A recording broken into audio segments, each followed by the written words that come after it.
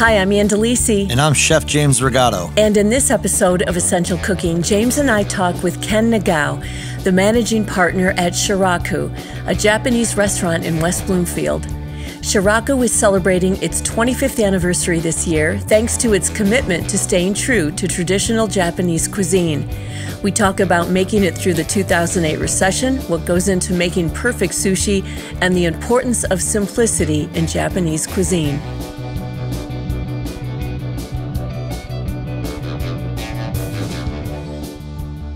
We're here today with Ken Nagao from Sharaku in West Bloomfield. And Sharaku, if you have ever followed me on social media, I talk about it, I think, once a week. But it's easily my favorite restaurant in the state of Michigan. And Ken just told me that they're almost at 25 years in business now, which is crazy to think about because I feel like I've only been eating there for maybe 10. So, and I thought I was a long-running customer. I'm not. There's 25 years in the business. But Ken, Ann and I obviously know a lot about Sharaku, but so what were you doing before Sharaku? Because 25 years is a big part of your career. So it was before I was I went to Michigan State University, and what did you study? Hotel and restaurant management. But that's where I started off. But actually, I had a professional career playing soccer for a little bit, and I was over in Europe training and stuff like that. So. Wasn't in the business. My father was in the business in Novi. A little bit different, but he was in the business. What kind of restaurant did he have? He didn't have he sort of had a restaurant. It was a hotel. Oh, okay. It was called the Hotel Baronet. It's still there. It's owned by somebody else. It's called Renaissance, I believe now. Different restaurant in there and everything. But that hotel was built back in the 90s, early 90s, as a business hotel for businessmen that come over from Japan. So it had the deep, tubs like they do in Japan, and so it was doing really well. But Japanese economy went down, and so he got rid of that business. But I was a dishwasher there. Then I started helping in the kitchen. Was that your first? Yeah, that was my industry first job. Yep, 13 years old. I get a job with my dad. And never seen so many plates in my life. But it was kind of got to like it. Started helping out in the kitchen a little bit, and kind of learned a little bit there. What was the food like, Ken? The food at the Baronet was like a French-Japanese fusion. And in the back of it was a high-end, 5-star restaurant, but it was called Terra. And then in the back of the restaurant, for lunch only, he had Japanese lunches for the businessmen that, were right in the Novi area. So there was a little Japanese restaurant, too. The head chef was from Japan, a real top-notch chef. He's worked in a lot of the high-end restaurants in Japan. So he was Japanese, and so, we had a little Japanese clientele thing going there, too. And then I had a nice bar. So I was kind of more interested in the bar business. Yeah. But, I couldn't touch alcohol until 18. So I did that, during college, bartending and stuff like that. Loved the business, but I actually got into the automotive business for just a little bit. And how did that happen? Just I've always liked cars. My family's related to a lot of auto industry people, so I still like cars. So I thought it'd be cool to be in the auto industry until, it's not really fun, looking at brake discs every day. At first, it's like serving your first dish. It's like, you know what? I may have had a hand in putting that brake in that car or something like that, but after 5 million cars, go by, and it's just it wasn't something I really wanted to do. And it turned out I got offered. Sharaku was just opening, so I wasn't a partner back then. And I was hired in to train the staff because I had experience at the hotel and stuff like that. A lot of really well-known maitre d's, helped us open the restaurant and taught us a lot of stuff. So I was there to train the staff and help them out. What year is this? So how long was Sharaku open? This was 1998, I would say. So Sharaku was pretty new. Yeah, it was we're right as we were open. So who owned it then? So originally there were three partners, and only one of them is still. His name's Mr. Suzuki. He's the majority owner still. So he's my partner. I'm the managing partner right now. There are two others who left. One left very early, Another one left probably within 6, 7 years. And then after that is when I came into the business at Sharaku. And before that, so they asked me if I wanted to come in as a manager. I was like, well, you pay me 1.5 times what the automotive is paying me. I'll actually consider it. And then they actually made me an offer, became a manager, then the general manager. And so now I'm part owner and a partner there as a managing partner. So I'm on the business side and in the kitchen, But did you expect at that time, 98, did you expect 2022, you'd still be doing that job? No, I did not think I would be in the same spot doing the same thing, But, it's been quite a journey. Yeah. And, it's so weird how it seems like every 7 years, something major happens in the world. Oh, I know. And it's, it started out with, one of them was, 911, of course. And when that happened, all air traffic stopped, everything stopped. Basically, the country stopped. So that was a real tough time in, restaurant history here. And then right after that, right around 7 years after that, recession. Yep. And then we had the recession, all that, and that was killing the auto industry in Detroit. So Detroit, everybody knows that, everything went down in Detroit. That was probably the toughest from 2008 to 2014 was the toughest probably 6 years. Did you think you would ever have to close during those times? Oh yeah, I mean, packing up didn't sound so bad, at that time sometimes. But the regulars that we gained over the first 10 years, those are the people that still fill our seats, to this day. You walk in on a Friday, I mean, half my restaurant is people that we've known for over 10 years. Yeah. Wow. And so that's what's kind of keeping us. And we keep it in, we're still a small niche kind of a market. We try not to veer from traditional too much. So we stay in the traditional lane. And when, fusion and everything caught on fire and sushi became really flashy, we were the ones that kind of stayed traditional. And now, this is just my perspective, but especially with COVID and everybody watching a lot more TV, a lot more social media, it seems like people understand more about food and is learning about food and are wanting to know what the real traditional stuff is. Yeah, so, that's fair. It's been really good to us that way. Is it gratifying to see people more interested in what you've done this whole time instead of... It is. And, we've had a lot of fun with it too sometimes, But, people come in and say, where's your Las Vegas roll? Or something. I'm like, I've been doing this for 20 years. I don't even know what's in the Las Vegas roll, and I really don't want to know. People come in and say, we want the fried sushi where it's fried on the outside. I'm like, if we fried our sushi, I swear, like the people ahead of us that taught us anything would just flip in their graves. Yeah. So we can't do it. We've had fun with it, but I mean, to me, one thing that I always freak out at the Sharaku about is like the temperature of the rice, the temperature of the fish, the amount of, the seasoning, like the layers. It's so, I mean, I'm sure for you guys doing it 20 years, you have your secrets, you have your routines. Some of it's probably just like so ingrained in what you guys do there. But when you compare other restaurants and how many shortcuts, how many fusion, how many tricks, how many cheats, like your lunch ramen. I go and eat lunch ramen all the time, and like I feel like every time I try something new, I'm always like, oh my god, that's as good as everything else I've had. Yeah. And everyone always asks me because I'm like, oh, you should go to Sharaku, and they're like, what should I get? And I'm like, anything.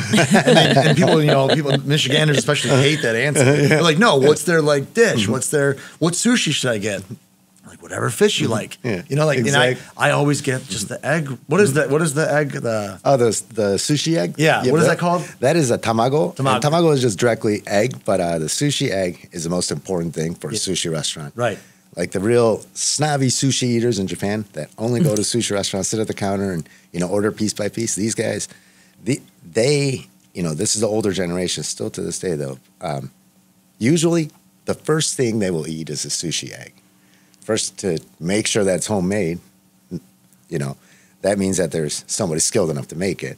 Ken, can you describe it for people that have never had it? Making those sushi eggs, it's actually made in a frying pan that is copper-based almost. And the hardest thing is that it's square. it's not round. And, you being a chef, James, you would definitely know, if it's round, you got a little wiggle room to bring things back to shape. But in this, it's folded over 15 times in a frying pan. And you just keep folding and folding it. And the trick is to keep it square. Yeah. And then when it's done, it's about a 9-inch by 2-inch height, block of egg. And that's what you're eating as sushi egg. So, everybody looks at it like, oh, it's just an omelet, basically. Well, yeah. But, I mean, the flavoring and the way that it's made, the temperature has to be perfect where the inside is not completely cooked when it's done, but the egg's temperature is what finishes off the cooking to keep it the soft texture that you like. Yeah. Of course. Right. And is that what is it seasoned with? It is actually seasoned with dashi, which is the basic Japanese soup stock, which is a fish stock. So there's dashi in there. There's a little bit of soy sauce, a little bit of sugar for the sweetness, and that's basically all it is. And a little bit of salt. Who makes the egg? So both of the sushi chefs make the egg, but we have Chef Lim who makes it on a regular basis right now. Suzuki does other stuff, and so they kind of split. But that sounds like a rite of passage. Yeah, it really is. Oh, yeah. To make that. And the rice. Talk about the rice. That's the most important part of I think people want to realize that the temperature of the rice, if you have proper sushi, is a big deal. It's not supposed to be cold. No, it cannot. And I'll be honest, I say sushi rice is probably one of the least cooked things of my career because I'm never satisfied with it when I make it. And I can obviously make it to where I think that you'd be like, this is nice, but I understand how much energy goes into proper sushi rice.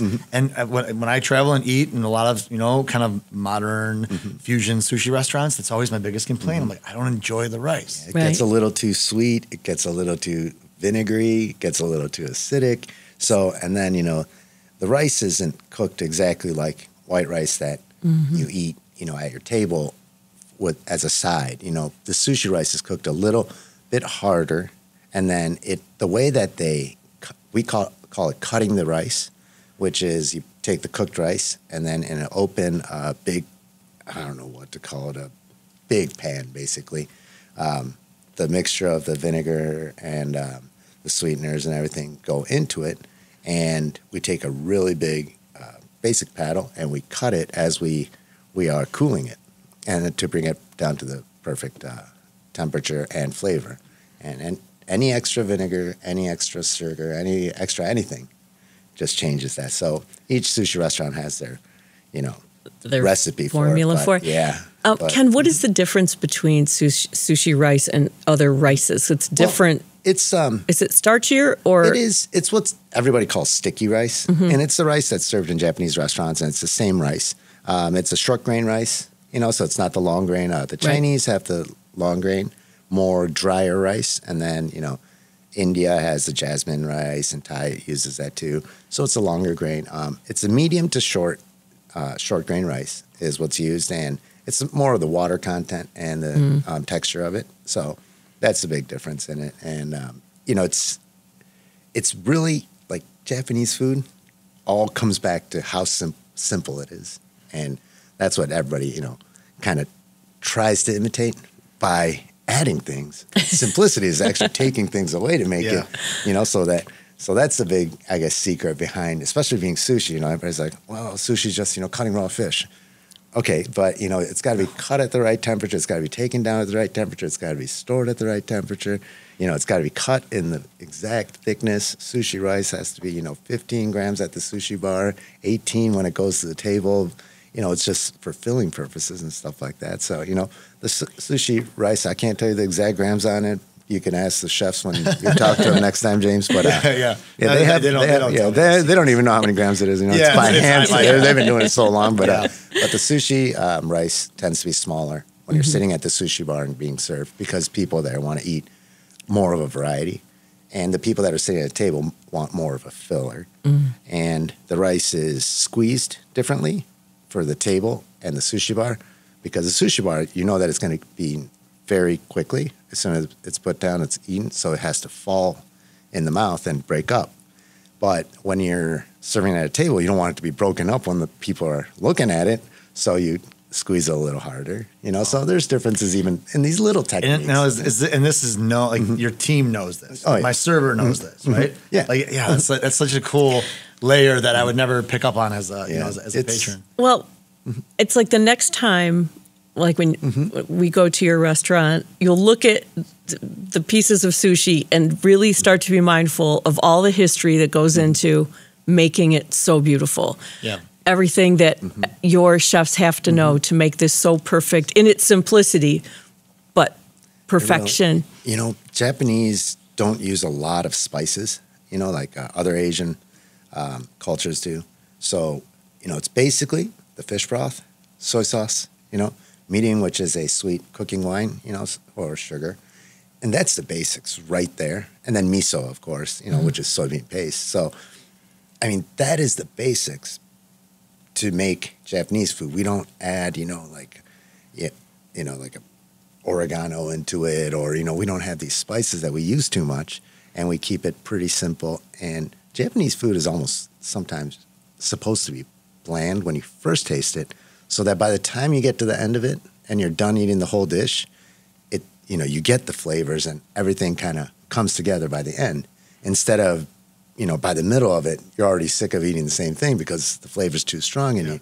So that's a good point. It's a different kind of, way that everything is cooked. And well, I think like the magic of Sharaku for me, it's like, for one, there's so many things I learn every time I go there. You'll bring me like the last time it was the hot sake with the the blowfish fin in it. Yeah, the blowfish.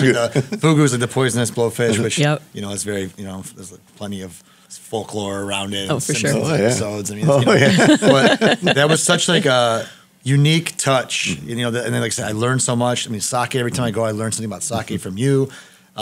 So I, as a student of food, I love going to a place where I'm constantly peeling back layers, and to eat somewhere for 10 years. You never get sick of it. And honestly, every now and then I'll go, like I said, I'll go for lunch, get the ramen, or I'll go for dinner. I love going alone and sitting at the bar and getting the omakase. Oh yeah, because I'll get your sushi team. And remind me, and Ann will edit this out. The Korean gentleman, like Lim, Mr. Lim. What's his full name? What's his first? Bongsap. Bongsap. Yes, Bongsap. So Bongsap will come in. I'll go in, and Bongsap will give me he almost always does my omakase. I'm pretty sure it's always been him. And the first time I had fermented soybeans, which was a texture, like mind wash. I had no idea what was going on. And people ask me, what's the craziest thing you've ever eaten? And I'm always like, I hate to say it, but I think fermented soybeans are one of the more challenging things I've ever eaten. And I did not like them, but it's just like the Japanese texture relationship with food is so interesting sometimes, because like the gum bean paste, and like there's so many things that will surprise you with texture.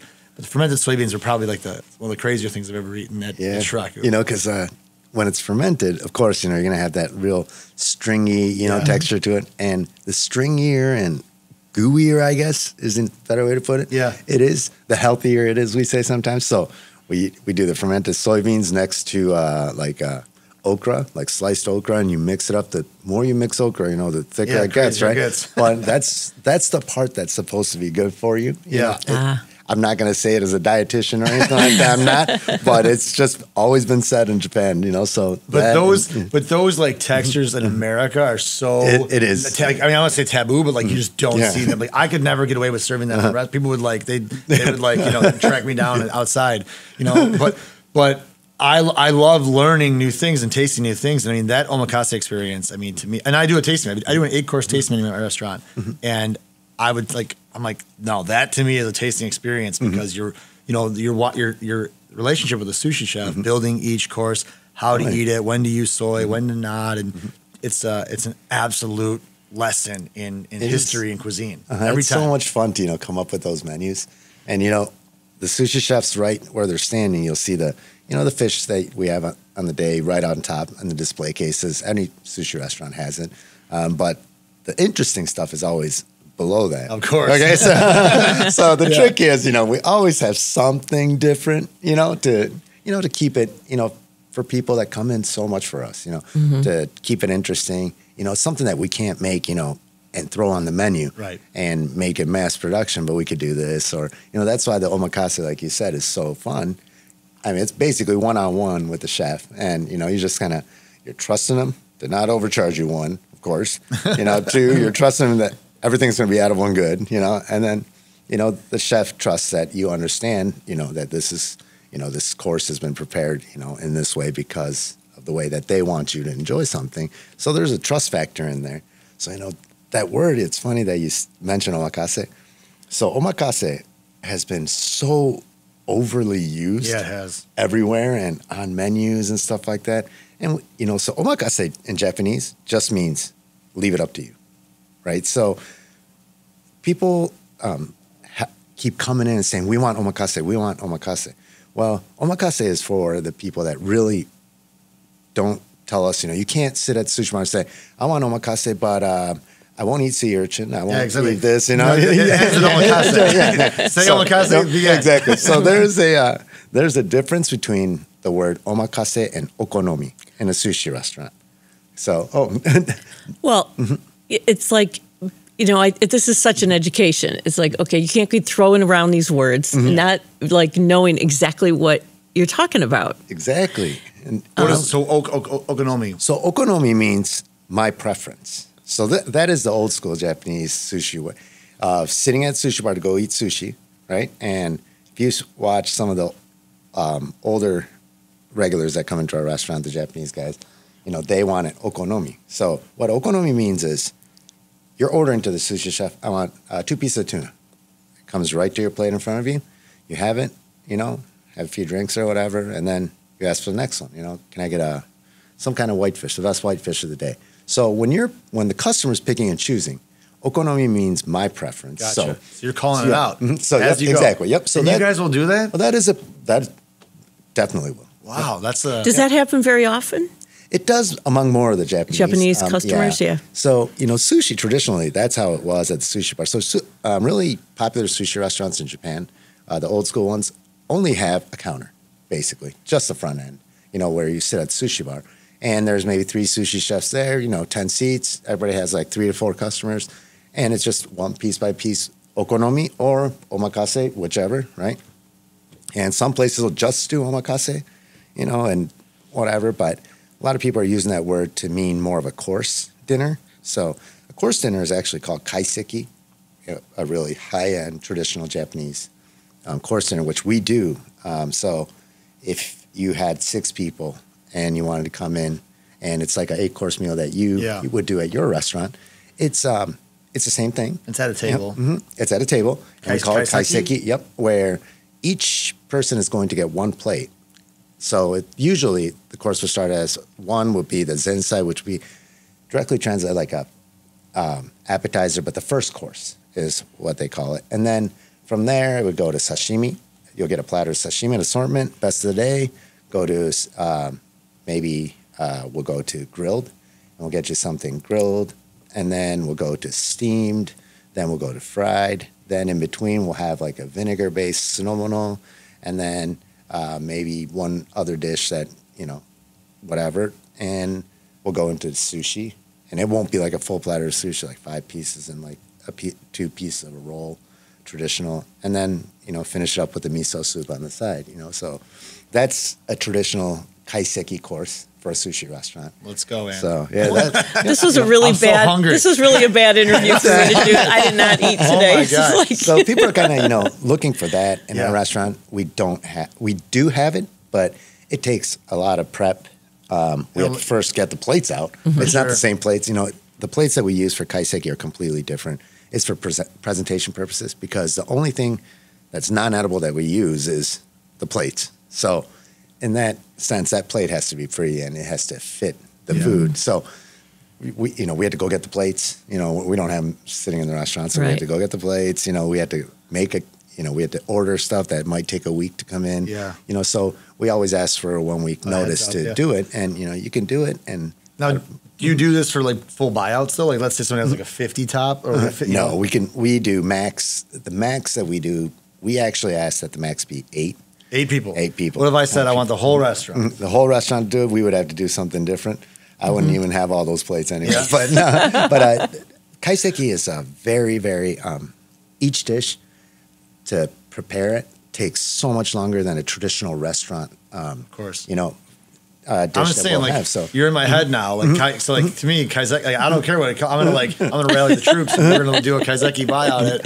and I think you would enjoy the kaiseki more if it was more of a smaller group, because it'll be more veered towards the food instead of, if you're having a bunch of friends or something. Like a party, get a party. You're not kind of concentrating on the food. The people that really do a kaiseki are people like you who are really into food and like the food and enjoy it's the more food. focused, a little quieter. Yeah. Yep. So that's fair. everybody is like, oh, what is that? And so that type of stuff, and then we'll match it with sakis for you. Boy, usually that sounds cold awesome. sake. So yeah, it's a lot of fun.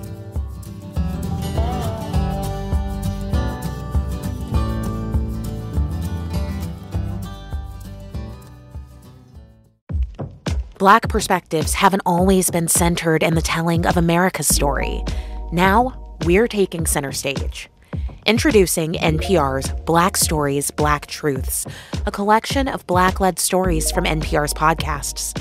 Search NPR Black Stories, Black Truths wherever you get your podcasts.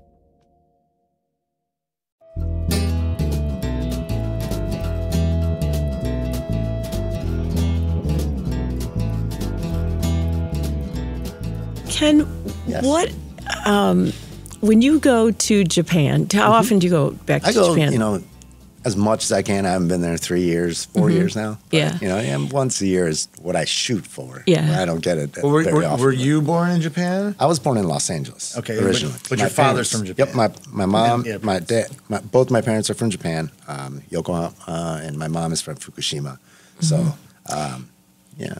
Ken, what is American food like over there? And Okay. is there there must be a big interest in American food, I would think, over in Japan. What is it like to eat American food in Japan?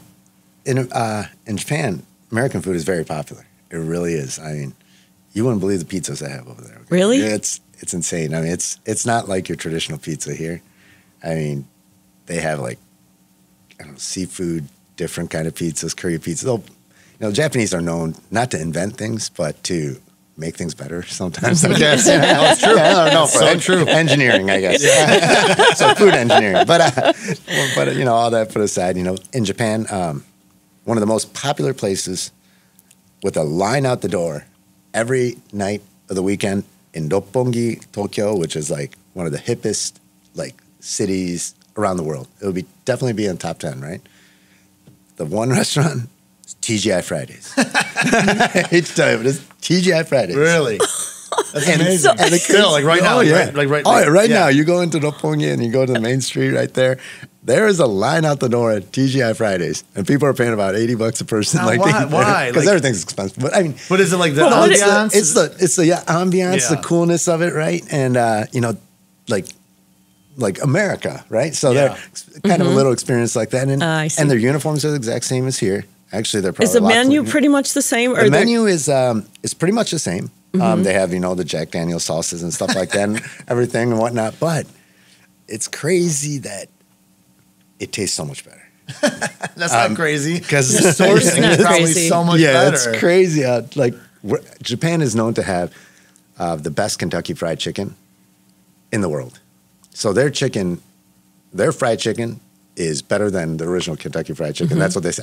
I don't want somebody to get on me for that one, but No, I mean, I think that's fascinating But it's because sourcing, it's got to be sourced from Japan. and McDonald's, and it just tastes different. And the funny thing is, I think it's all because of everything is systematic when it comes to big restaurants like that.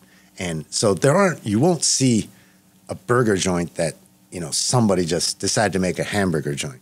It's going to be some big box store coming in to do it because of the sourcing, like you're saying, is so difficult for a lot of the stuff. It's just not stuff that you get, in Japan. You can't be using, Wagyu to make, hamburgers and charging them $100 for a hamburger, But Hard Rock Cafe did it, TGI Fridays did it. They got McDonald's, Burger King, Arby's was even out in Japan. Yeah. Wow, It's crazy. So, but it's very popular. So, Ken, do you eat at the restaurant most of the time, or do you like to go check out a bunch of different places? How much is Japanese food a part of your Japanese food is about 90% of my 90%. diet. If I had your restaurant, that'd be the same. I wish that was the case for me. But it's more not because of what I do right now, but it's more how I was brought up. Right.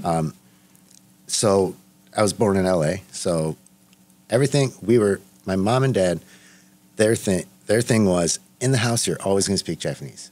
Once you go outside, when you're a kid, you're going to pick up English I went to all Japanese school, so never went to an American school in California, but they didn't want me to forget Japanese. So I went to all Japanese school and spoke Japanese. Hence, the culture in the house was completely Japan. So the food is one of the biggest cultures in Japan. And when you say Japanese culture, food is the first thing that comes to mind for people, So I was brought up on Japanese food. So, like, if I don't eat, this is going to sound very stereotypical, but if I don't eat a bowl of rice in a day, it's not going to be a good day for me, type of thing. So, right. I love pasta. I love, bread. I like sandwiches and stuff like that. But there's going to be a Japanese meal somewhere in there, and that's just how it is. What is Japanese breakfast?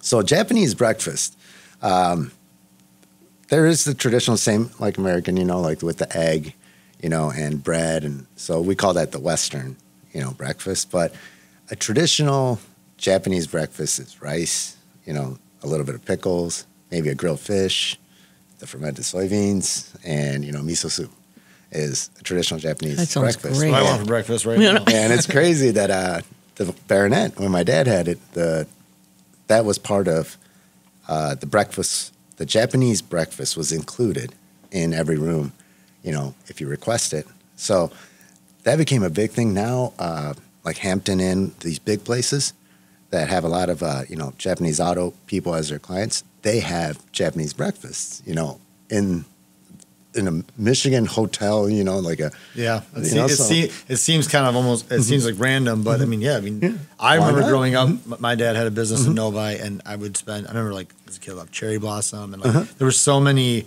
Japanese restaurants and influences in Novi, and so is that still the case? Like, do you still have a lot of your business people located in Novi? So Novi is the center of the Japanese community here in Michigan, and it's the third. So they measure this by the Japanese school, the Saturday school that the kids go to. Michigan has at one point it was the biggest single Japanese school in the United States, but I think it's like third right now, including LA and New York and all these.